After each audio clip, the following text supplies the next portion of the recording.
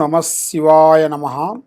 జై పరబ్రహ్మ పరమాత్మ నమ. జగత్తుత్తే సతీ పలయ బ్రహ్మ హరి హరాయ త్రిగుణాత్మే సర్వగతిగామి దర్శ దత్తాత్రేయ నమస్తి సిద్ధి కురు కురు స్వ కుర్రో కుర్రు కొండదేవత అమ్మ పలుకు, జగతంబ పలుకు, సమ్మక్క పలుకు, సారలమ్మ పలుకు, వనదేవత పలుకు.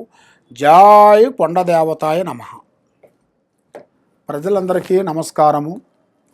2026 మార్చి నెల ఈ 12 రాసులకి స్థితిగతులు ఎలా ఉన్నాయి, వీళ్ళు చేయాల్సిన కార్యక్రమాలు ఏ టైం నుంచి ఏ టైం వరకు ఏ విధంగా వెళ్తే వీళ్ళకి కలిసి వస్తుంది, మరి కొన్ని కళ్యాణాలు కూడా దగ్గరకు వచ్చి ఆగిపోవటం, కొన్ని వ్యాపార ఉద్యోగంలో కూడా కొన్ని ఇబ్బందులు కావటం, రావాల్సిన డబ్బులు చేతికి రాకోకుండా పోవటం, చేతుకుంటూ అప్పు ఇచ్చిన డబ్బులు కూడా అవి తిరిగి రాకోకుండా ఉండటం, మరి రాజకీయ విషయాల్లో కూడా అనేకమైన కొన్ని సమస్యలు కొంచెం ఎదురు కావటం, మరి వాళ్ళు చేయాల్సిన వ్యాపార ఉద్యోగ విశేషాల్లో వ్యవసాయ రంగంలో కూడా అనుకూలం లేని దానివలన మరి ఈ అన్నిట్లో ఈ 12 రాసుల్లో ఉండవలసిన వాళ్ళందరికీ ఎలా ఉంటుంది, ఎలా ఉండబోతుంది అనేది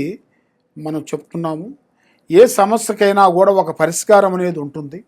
కాబట్టి మనిషి పడ్డవాడు చెడ్డవాడు కాదు. కాబట్టి వాడి టయాలను బట్టి కొన్ని మనం తెలుసుకోవాలి. మరి ఈ జ్యోతిష శాస్త్రం అంటే ఇది 3వ నేత్రంతో సమానం. కాబట్టి చాలామందికి ఏముందిలే అనుకుంటారు. కాబట్టి దేనికైనా తొక్కితే రాయి మొక్కితే దేవుడు, నమ్మకంతోనే ఏదైనా అవుతుంది. కానీ నమ్మకం లేనిది భగవంతుడు వచ్చి చెప్పినా కూడా మనం వినుకునే పరిస్థితిలో లేము.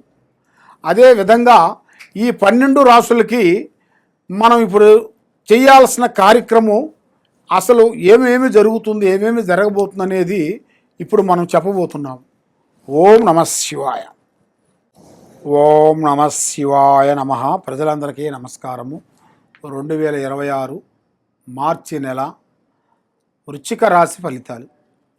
మరి వృశ్చిక రాశి ఫలితాలలో అదృష్టము, జీవితము, యోగము, నక్షత్రము, స్థానబలం. మరి విశాఖ నక్షత్రము 4 పాదములు అనగా, అనురాధ నక్షత్రము 4 పాదములు అనగా, మరి జ్యేష్ఠ నక్షత్రము 4 పాదములు అనగా కలిస్తేనే వృశ్చిక రాశి ఫలితాలు. మరి ఈ రాశిలో ఉండవలసిన వాళ్ళకి ఆదాయంలో 11, ఖర్చు 5, రాజపూజిత 2, అవమానాలు 6. మరి ఏ కార్యక్రమం చేసినా ఎక్కడికి పోయినా కూడా ఇలా జాతక యోగాన్ని బట్టి చేతికాటుకు వస్తుంటాయి, చేజారిపోతుంటాయి.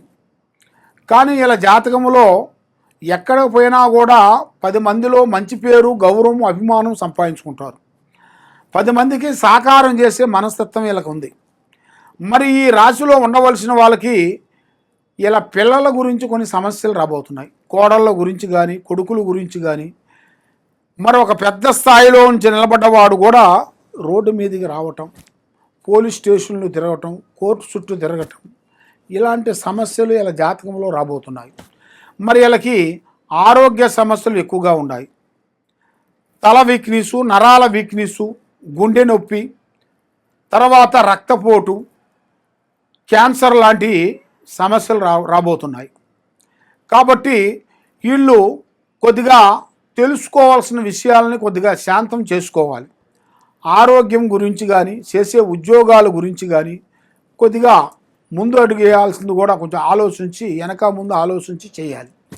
మరి ఇలా జాతక యోగంలో చూసుకుంటే భార్యాభర్తల మధ్యలో ఒక కదలిక అనేది కరెక్ట్గా ఉండదు.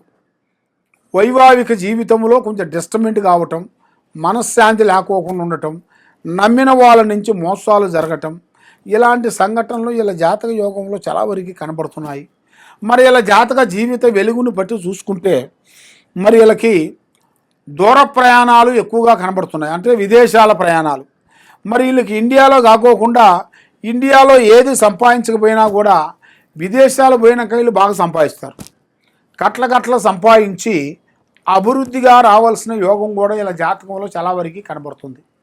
కాబట్టి స్నేహం కొంచెం తగ్గించాలి. ఏదైనా సరే ఉన్న వాస్తవాలను ముందే పబ్లిక్ చేయకూడదండి. పనులు అయిన తర్వాత కొన్ని చేసుకోవాలి. కాబట్టి మీరు ఎదుటివాడిని నమ్ముతారు కానీ మిమ్మల్ని ఎవరు నమ్మరు. మిమ్మల్ని నమ్మాలంటే వెనక ముందు ఆలోచన చేస్తారు. దానివల్ల ఏ కార్యక్రమం చేసినా ఏ పని చేసినా ఎటు పోదామన్నా కూడా మైండ్ త్రికార శుద్ధి కరెక్ట్గా ఉండదు.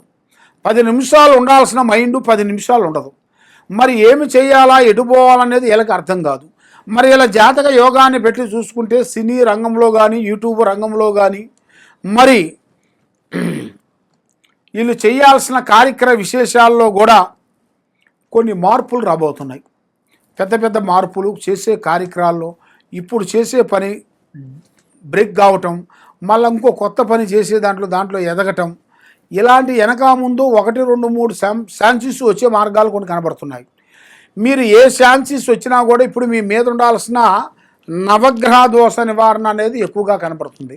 ఆ దోష నివారణ చేసుకోవాలి. ఆ దోష నివారణ చేసుకున్న తర్వాతే మీరు ఏ కార్యక్రమం చేసినా మీకు 100% సక్సెస్ అవుతుంది. మీ మీద ఉండాల్సిన ఈ కర్మదోషాన్ని ఇలాగే ఉంచుకొని మీరు ఏ పూజలు చేసి మీరు పంపించినా కూడా ఆ కర్మఫలం వల్ల వాళ్ళకి ఏ పనులు కావు. దానివల్ల ఎన్నో సమస్యలు, లేనిపోయిన సమస్యలు, మనశ్శాంతి లేకుండా ఉండటం, నమ్మక ద్రోహాలు కొన్ని జరగటం, నల్లటి వాహనములు కానీ నల్లటి వస్తువులు కానీ ఎక్కువగా ధరించకూడదు. ఇప్పుడు ఇలాగ టయాల ప్రకారంగా చూసుకుంటే 3 గ్రహాలు ఘోషిస్తున్నాయి. ఈ 3 గ్రహాలు ఘోషించిన దానివల్ల మైండు, మనసు, ఆలోచన, త్రికార శుద్ధి కరెక్ట్గా ఉండలేదు. 10 నిమిషాలు ఉండాల్సిన మైండు 10 నిమిషాలు కరెక్ట్గా ఉండలేదు. ఏ కార్యక్రమం చేయాలన్నా కూడా ఆటోమేటిక్గా మీకు ఒక భయం అనేది ఏర్పడుతుంది. పోయే పని అవుతుందో కాదో అన్నట్టుగా వెనక ముందు మీరు డిస్టర్బెంట్ అవుతుంటారు.